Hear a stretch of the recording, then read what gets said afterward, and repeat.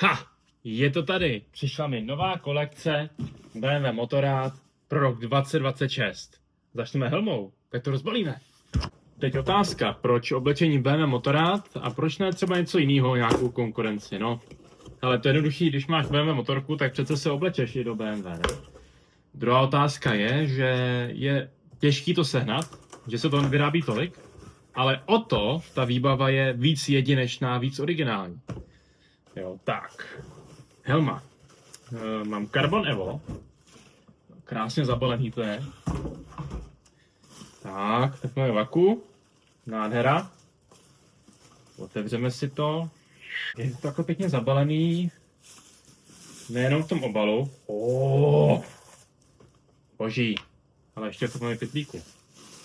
Tak, tohle je vlastně ta nejlepší enduro helma od BMW, která aktuálně se nabízí.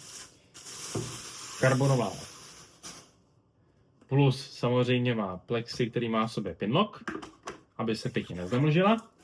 A druhá věc, což je novinka tentokrát, tak tam máme i clonu sluneční, což předtím nebylo. Jo, vypadaly mi tady z toho nějaký pytlíčky. A ještě papír. Tak. Nádhera. Jo, jak vidíte, tak máme verzi, která je zelená, to znamená taková ta Tramontana.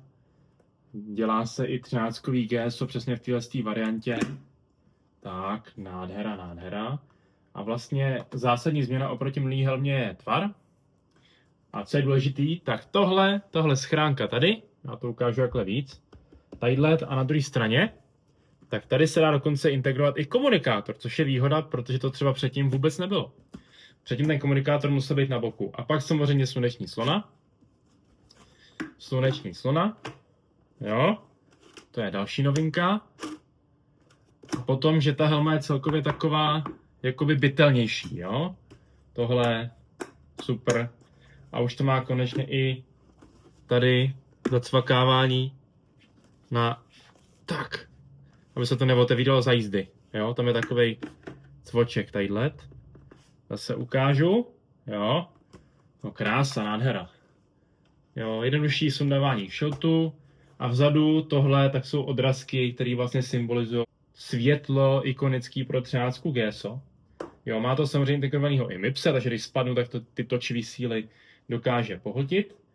A mám XL, velikost 60-61, mám bohužel velkou hlavu. Tak si ji vyzkoušíme. Tak. Sedí perfektně. Teď samozřejmě nic není vidět, ale paráda. Jo. A je znát, že ta helma je i daleko taková, no je víc odlučněná, já se skoro vůbec neslyším. Pak ji ještě otestujeme samozřejmě i za jízdy a i líp sedí na té hlavě teda. Předtím mě ta helma trošku tlačila nahoře. Krása, nádhera. Tak, co je důležitý tady vepředu vlastně, tenhle moletan, aby mi to nefouklo na pusu, tak je ještě tady náhradní, koukám, druhej. Takhle. Tak, co je důležité, abyste měli i srovnání, mám tu samou helmu z roku 2023, což byla kolekce, která byla i pro rok 2024, i pro rok 2025. Jenom se měnily barvy. Pozor, moje helma je trošku potuněná, mám tam podpisy, různé nálepky, protože jsem procestoval docela dost věcí. Stejná velikost, stejný typ helmy, jenom jiný rok, jo? Tak se dívejte. Jo, zepředu. Zavřu hledí. Zepředu. Z boku. A se odsunu. Jo, z boku. Tahle. Teď tahle s komunikátorem. Teď druhá strana. A zadní část. Jo. Tak, když se na to takhle podívám na ty helmy, tak za prvý, ta nová helma je mnohem větší, už jenom tím, že má ten tvar dělaný, že je taková víc jakoby hranatá než kulatá. Jo, hlavně za zádu je to vidět. Jo, že tady mám ty odrazky a vlastně koukám, že tady nemám tady držení na brýle. Jo, což bych docela očekával teda upřímně, ale zase na druhou stranu, proč bych nosil brýle, když mám hledí.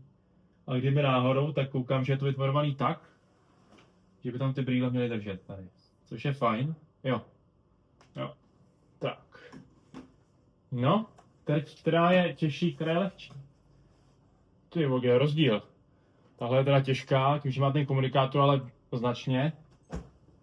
A tahle je teda lehonká proti ní. Má... Jo, s hledím má 1900 gramů. Jo, takže necelý 2 kg. No a ta barevná kombinace je teda krásná, co? Tady máme zelená tramontána plus zlatý nápisy, doplňky, nádherná helma. Krásná. Jo, cenovku se podívejte na netu. Není to levná záležitost, ale myslím si, že za to, co dostanete, to stojí. Jo, pak to samozřejmě ještě otestujeme za jízdy. Co je pro mě důležitý, tak je právě to, že je zajištěný to plexitrí.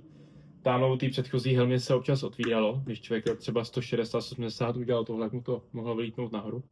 A co je důležitý, tak ten vnitřek té helmy je vlastně udělaný tak, že když se nám ten komunikátor, tak tady mám vlastně takovou zdířku na baterku. Tady si můžu natáhnout kabílek, batertičku, můžu se dobít, to třeba tam vůbec nebylo. Takže je takový krásný, kompaktní systém. Jo, z té helmy mám radost. Ten je úplně stejný. Rescue pool vytáhnu, když se něco stane, budeme mohli tu helmu sundat. A uvnitř té helmy, nevím, jestli to bude vidět, pokusím se, je logo BMW.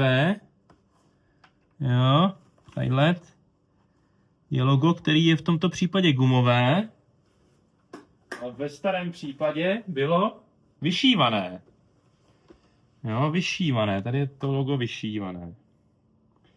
Jo, nicméně opravdu vidím, že u té staré helmy ten vnitřek je takovej míň jako vystlaný, jo.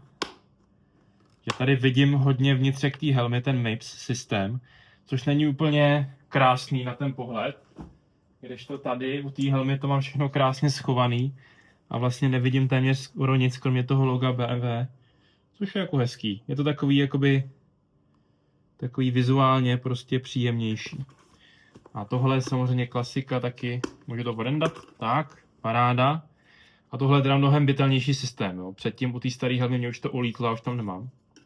Takže vlastně, když jsem spadnul v offroadu, tak jsem si ten plast nalomil a pak mi to za jízdy ulítlo. Helma spokojenost, jdeme na další kousek. Tady. Jo. Sneakers. Je to z toho důvodu, že vysoký boty endurový už mám, tak jsem tentokrát zvolil variantu takových jakoby víc stylových bot. Ne do města, ale prostě na popojíždění. Takže toto jsou oni. Sneakersky, nepromokavý, s Goratexem. Doufám, že vybrám podrážka. To je samozřejmě i velmi bytelná a pruží. Tak. A tohle mě docela zajímá. Tak to má zkrátka takový ten rychlo utahovací systém, že tady je takovýhle kolečko a utáhnu si tu botu, případně si ji pak i povolím. Jo, to se takhle vytáhne, dobře, a to ještě musím přijít, to nevím, jak se dělá. Zamáčknu, utáhnu, vymáčknu a povolím asi. Jo, ono vlastně je to udělané tak, že vy si tu botu nasadíte, tím, že tady je zip schovaný. Jo, nádhera. To je vůně. Tak, vyndám všechno, co je vevnitř. Jo, je to taková tmavě modrá barva, plus červený nápis Spirit of GS. Goratexový, takže jsou voděodolný. Mělo by to vydržet i nějaký terén, když jsou teda GS-ový. Takže vlastně je to udělané tak, že se nasadím na nohu, utáhnu si je, respektive zapnu, jo, jak bude potřeba, tak si je zapnu. Jo, takže dám si je na nohu, zapnu si je, jak budu potřebovat, až takhle nahoru. Tak. A vlastně potom si to na té noze utáhnu, aby mi seděla ta bota. A v podstatě pak už jediný, co dělám, tak zase rozepnu, sundám, jo, zase nasadím, už to nemusím utahovat, protože vlastně to mám přizpůsobený. Jo.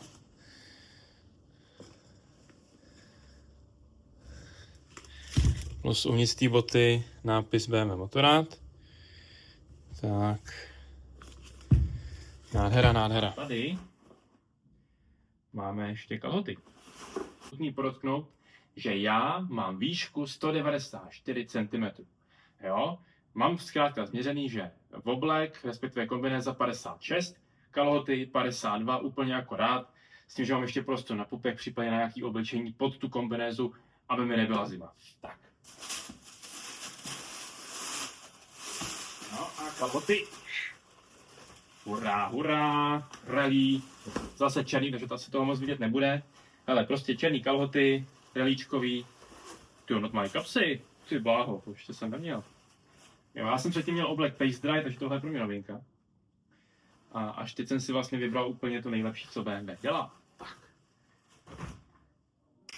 Tak, a je to. Tak, kalhoty bychom měli. Tak, mají utahovací tady pásek, takovouhle sponu, kterou si takhle utáhnu. Tak, aby mi nepadaly. Utáhnu. Šup, šup. Hotovo. Tak. Paráda.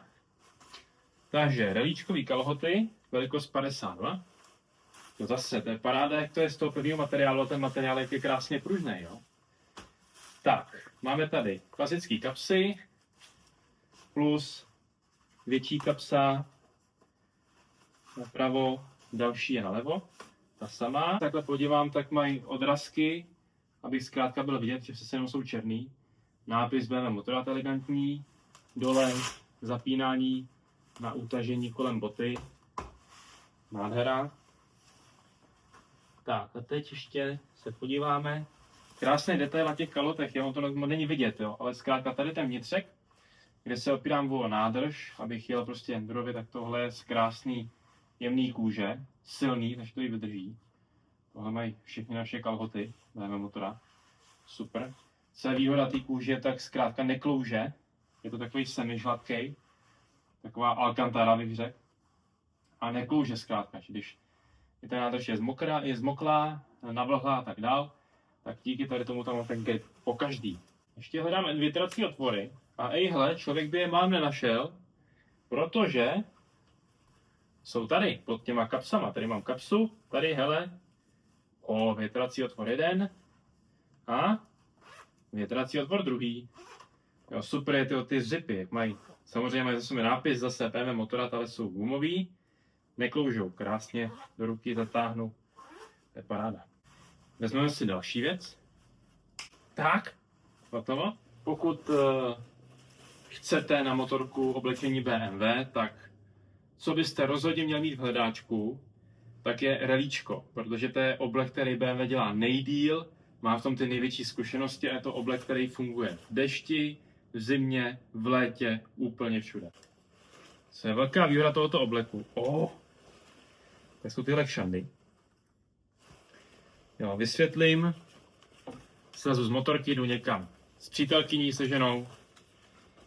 Potřebuji prostě se trošku odslíct, no tak si to tak rozepnu a hodím přes sebe, můžu jít. Paráda. Druhá věc. Spirit of GS Rally. Jo, je to v několika barevných variantách. Mně se líbila i červeno-bílá, to byla jako fakt hezká.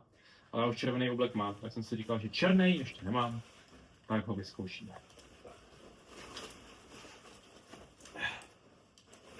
Tak, já mám velikost 56. Tak, zase opět veliká výhoda tady toho obleku je, že nejenom, že je do těch různých podmínek, jak jsem říkal, ale má spoustu kapes a větracích otvorů, což se vždycky hodí. Jo, kapsa, nepromokavá, tady kapsička, další, Tady už je mi horko, rozepnu, už mi horko nebude. To samé na druhé straně. Tak, to samé tady vzadu. Tak, loketní chrániče, ramenový chrániče a zádový chránič. Všechno se dá vyndat, vyprat, vyčistit, jednoduchý. Tak, rukávy si můžu přizpůsobit. No, to už jsem tady neodhadl velikost, je to trošku větší, ale zase aspoň kdyby náhodou mi začal růst pupek, tak mi to nebude vadit. Tak, jdeme na to.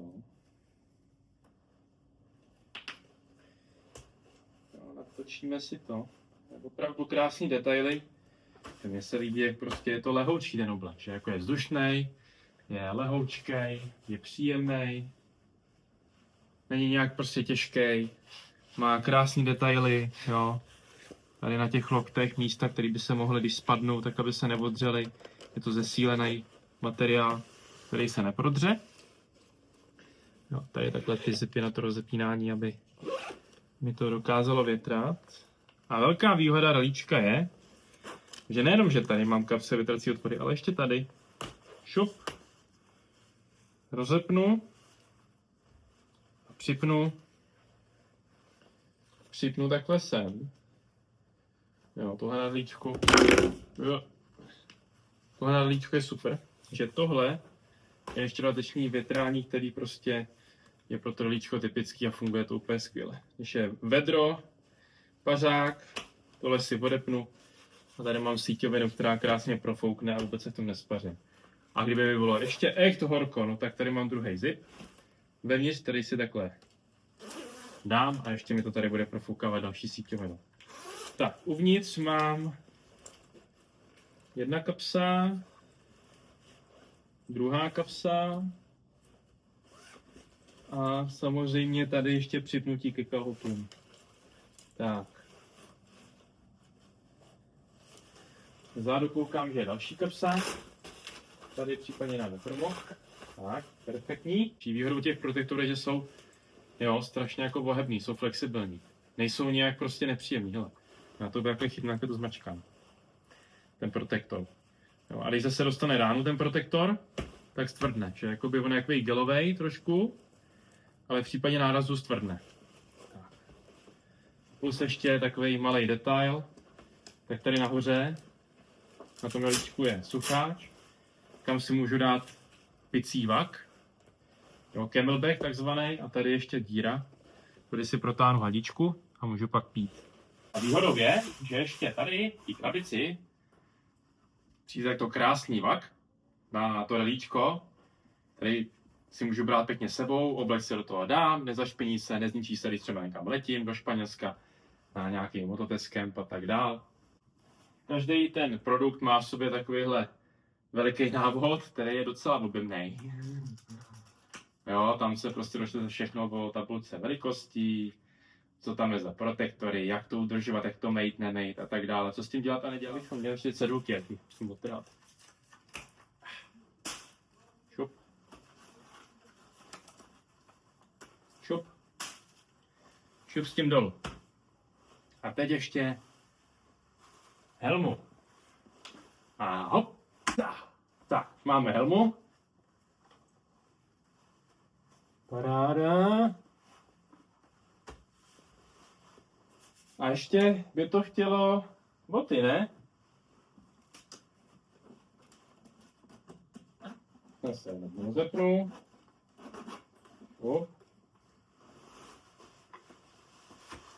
Napnu. Prosím pěkně. Poslední věc ještě.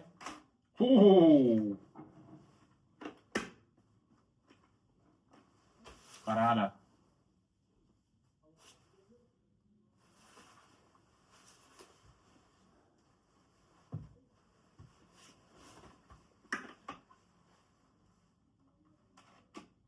Super.